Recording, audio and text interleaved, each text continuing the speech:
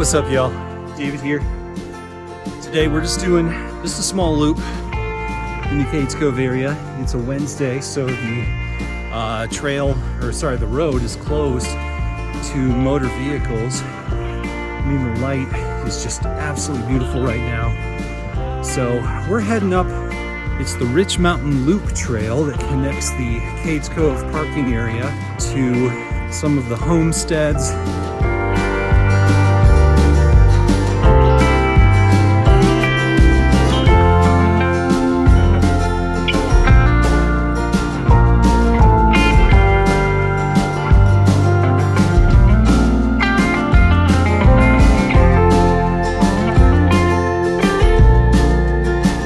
Something I've really been wanting to do for a long time is do a video where we have some honest conversations about things. So I'm not gonna lie to you, I'm not a very healthy person. I'm not in shape. I don't always make good choices with what I put on my plate or what I put in my cup. You know, most of my life I've never really been the athletic type. I like to joke that in high school I played varsity theater. And for 3 years, I did play a sport though, varsity. I played golf. When you're looking for achievements to hang your hat on as a man, golf isn't really the one that you brag about to your fellas unless you're really good, which I wasn't, and I'm not. In fact, I was pretty bad. And I was really mad about being bad. In fact, I was so mad one time that I slammed a club into the ground and broke it, and then threw it into the woods to hide it. And for years I didn't tell anyone because I was so ashamed of myself. So why do I tell you this golf story? Well, it's definitely connected to the reality of not eating and drinking well and not exercising enough. It's shame. I feel a lot of shame, and shame often holds me down. Something else that holds me down is pain. And not the kind of pain that comes from getting off my butt and actually doing something, but about 1.5 years ago, I developed plantar fasciitis from exercising too hard. If you don't know what that is, it's a excruciating pain in your foot that doesn't go away, for quite a while. And the only way to really heal it is, lots of stretching and weight loss. And let me tell you, that pain often is a good excuse for why I'm not out here more, why I'm not out running or jogging or doing leg day. And let me tell you, over the last 1.5 years, I have not lost any weight. I don't know if I built any muscle, but I've definitely built some shame.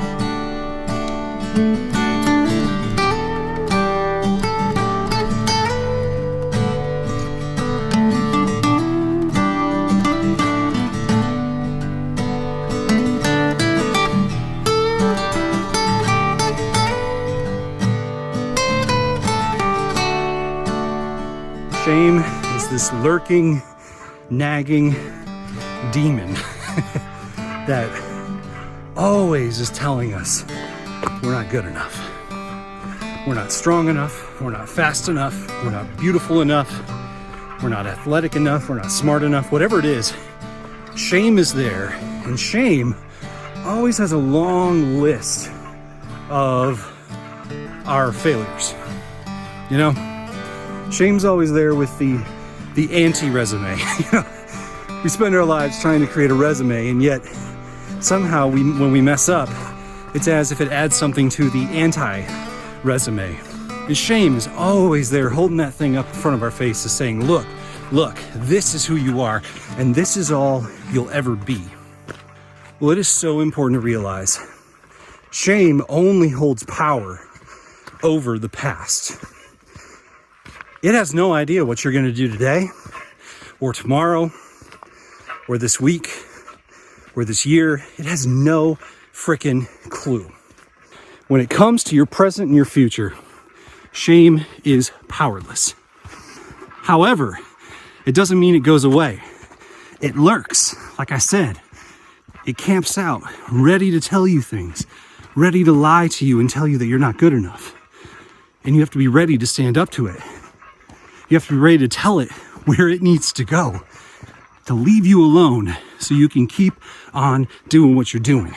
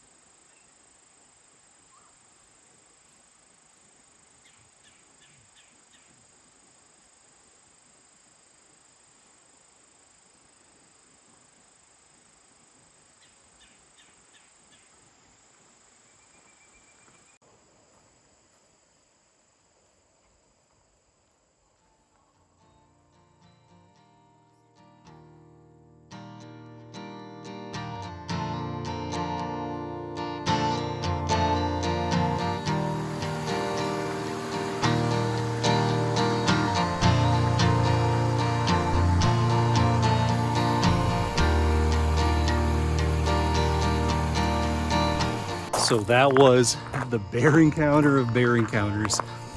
I'm walking down Sparks Lane, and I kid you not, out pops that juvenile. We hung out on the road and then went up to have his tasty dinner of treetop berries. And me and this family that walked up behind me, we got treated to like a 10-minute show of just incredible beauty of nature. Thankfully, we were perfectly safe the whole time. No worries.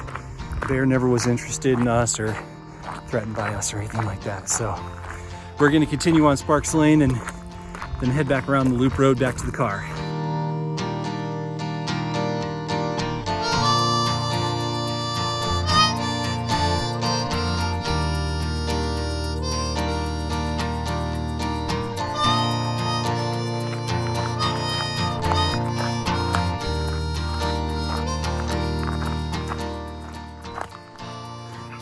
When shame speaks, I pretty much instantly believe it.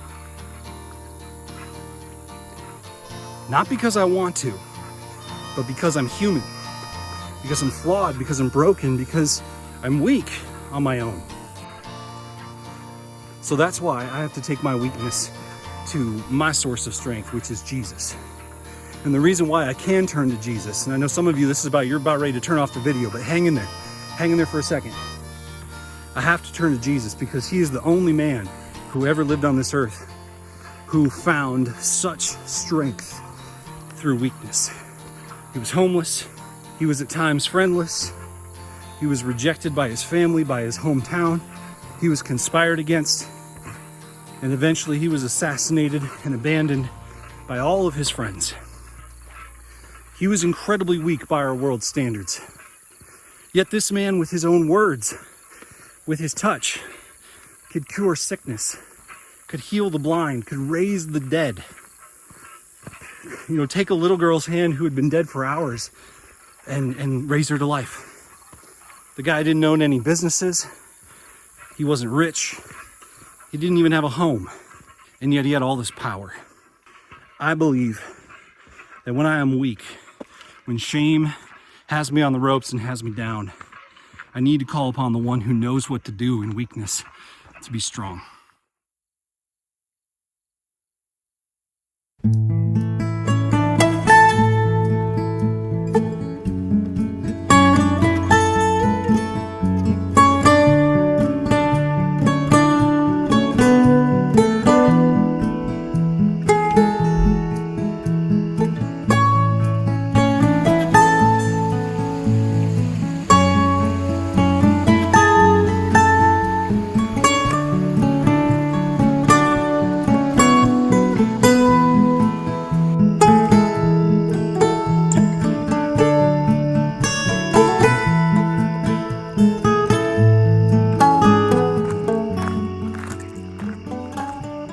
Sorry you can't see me, guys. It's pretty dark. I mean, it's still twilight, so my camera can take nice pictures of the sunset behind me, but not me. So I didn't record much on the road just because it was really dark and there were other folks around me, so I didn't want to freak them out. So we're almost back to the car. Thanks for coming with me. Hope you enjoyed the bear encounter and the beautiful views of Cades Cove at dusk.